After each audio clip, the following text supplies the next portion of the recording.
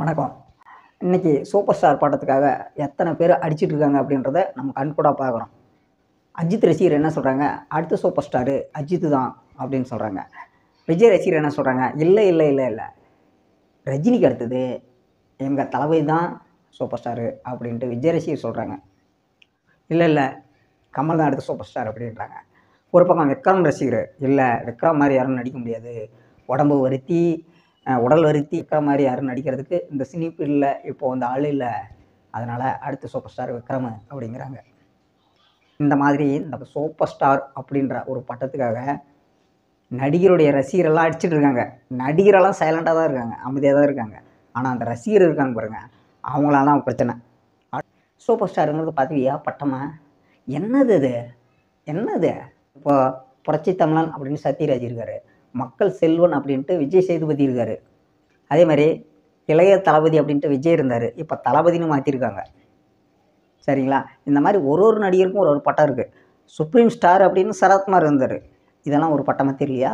இந்த குடியரசுத் தலைவருக்கு, அப்புறமா பிரதமருக்கு, அப்புறமா முதலமைச்சருக்கு கூட இந்த டிமாண்ட் இல்லையா? ஆனால் சூப்பர் ஸ்டார் அப்படின்ற ஒரு பட்டத்துக்காக நடக்குது பாரு ஒரு சண்டை,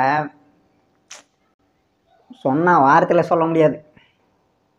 ரசிகர் அடிச்சுக்கிறாங்க. ரஜினி ரசிகரா, எங்கள் தலைவர் தான் ஒரே ஆள் தான் சூப்பர் ஸ்டார், சூப்பர் ஸ்டார்னா ரஜினி மட்டும்தான் அப்படிங்கிறாங்க. நான் ஒன்றே ஒன்று சொல்கிறேன், பட்டம் பதவி எதுவுமே நிரந்தரம் இல்லை, யாருக்கும் வந்து உரிமை கிடையாது, யாருக்கும் நிரந்தரமானதும் இல்லை அப்படின்றதான் என்னுடைய கருத்து. இப்போது அந்த பட்டத்துக்கு, அந்த சூப்பர் ஸ்டார் அப்படிங்கிற ஒரு பட்டத்துக்கு ரஜினிக்கு மட்டுமே சொந்தம் அப்படின்ட்டு சில பேர் சொல்கிறாங்க. மதிப்பிற்குரிய ஐயா சத்யராஜ் அவர்கள் அவர் கூட சொல்லியிருந்தார், சூப்பர் ஸ்டார்னா ரஜினிகாந்த் மட்டும்தான் அப்படின்னு சொல்லியிருந்தார். அதே மாதிரி அவங்க ரசிகர்களும் அப்படி தான் சொல்கிறாங்க, சூப்பர் ஸ்டார்னா ரஜினி மட்டும்தான் அப்படின்றாங்க. ஒரு முதலமைச்சர் பதவி எடுத்துங்க, எனக்கு தெரிஞ்சு கலைஞர் கருணாநிதி இருந்தாங்க, எம்ஜிஆர் இருந்தாங்க, ஜெயலலிதா இருந்தாங்க, இப்போது ஐயா ஸ்டாலின் அவர்கள் இருக்காங்க முதலமைச்சராக.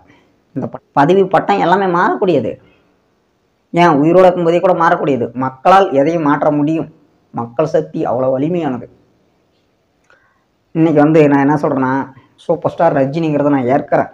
இன்றைக்கும் அவருடைய படங்கள் 600 கோடி வசூல் செய்யுது அப்படின்னா அவருடைய நடிப்பு திறமையை நான் வந்து ஏற்கிறேன், இல்லைன்னாலாம் மறுக்க முடியாது. ஆனால் பதவி பட்டம் எதையுமே நிரந்தரம் இல்லை. காக்கா கழுகு அதெல்லாம் சொல்லி கடைசி வரைக்கும் சூப்பர் ஸ்டாராகவே ரஜினி இருக்கணும் அப்படின்னா அது நடக்கிற காரியம் இல்லை. உண்மையாகவே நான் கடைசி வரைக்கும் சூப்பர் ஸ்டாராக தான் இருப்பேன் அப்படின்னா நடக்காது. நான் சொல்கிறேன் பாருங்கள், மாறும். மக்களுடைய மனநிலைக்கு தகுந்த மாதிரி எல்லாமே மாறக்கூடியது. சரி, நாம் தான் இப்படி சொல்கிறோம். ஒரு நடிகை இந்த சூப்பர் ஸ்டார் அப்படின்ற பட்டத்தை டார் அது யார் அப்படின்றத பார்க்குறதுக்கு முன்னாடியே நம்ம சேனலை சப்ஸ்கிரைப் பண்ணிங்க.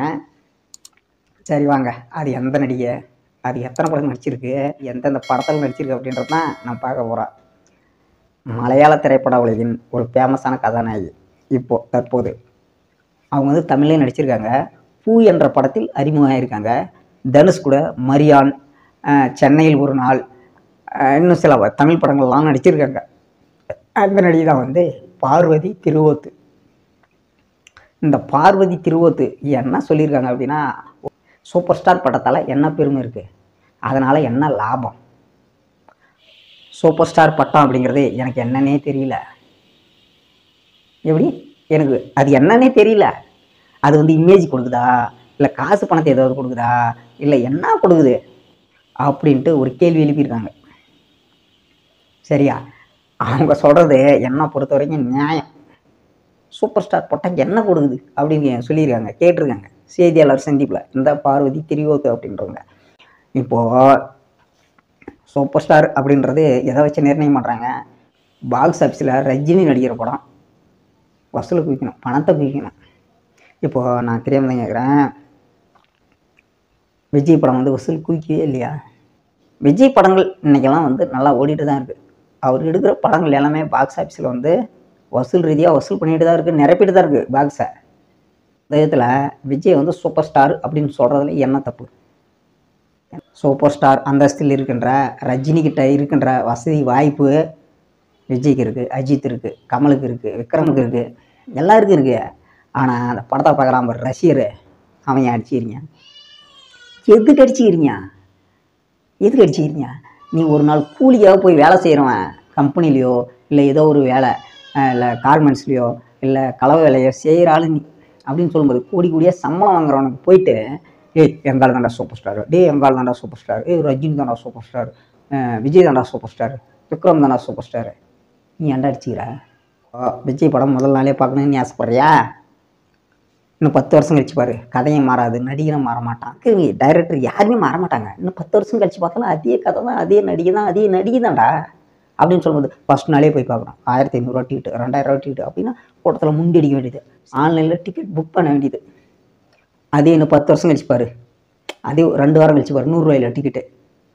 கதை மாற போகுதா? கதாநாயகி மாற போகிறாளா? இல்லை ஹீரோ யாராவது மாற போகிறாங்களா? இல்லை யாராவது அதில் ஒர்க் பண்ணவங்க யாராவது பேர் மாற போகுதா?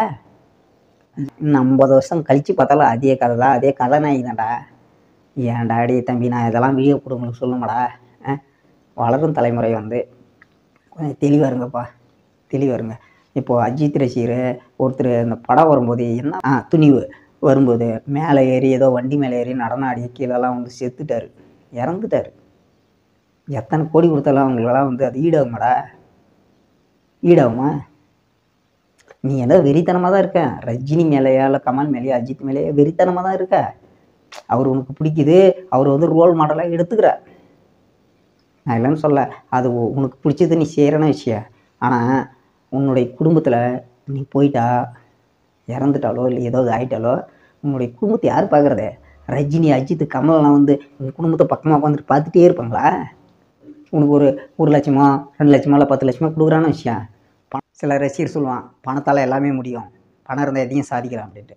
பணத்தால் எல்லாமே முடியும்ப்பா, போன உயிர் திரும்பி வருமா? போன உயிர் திரும்பி வருமாடா பைத்தியக்கார பயல அப்படின்னு கேட்டால் என்னையே திருப்பி திட்டுவான்.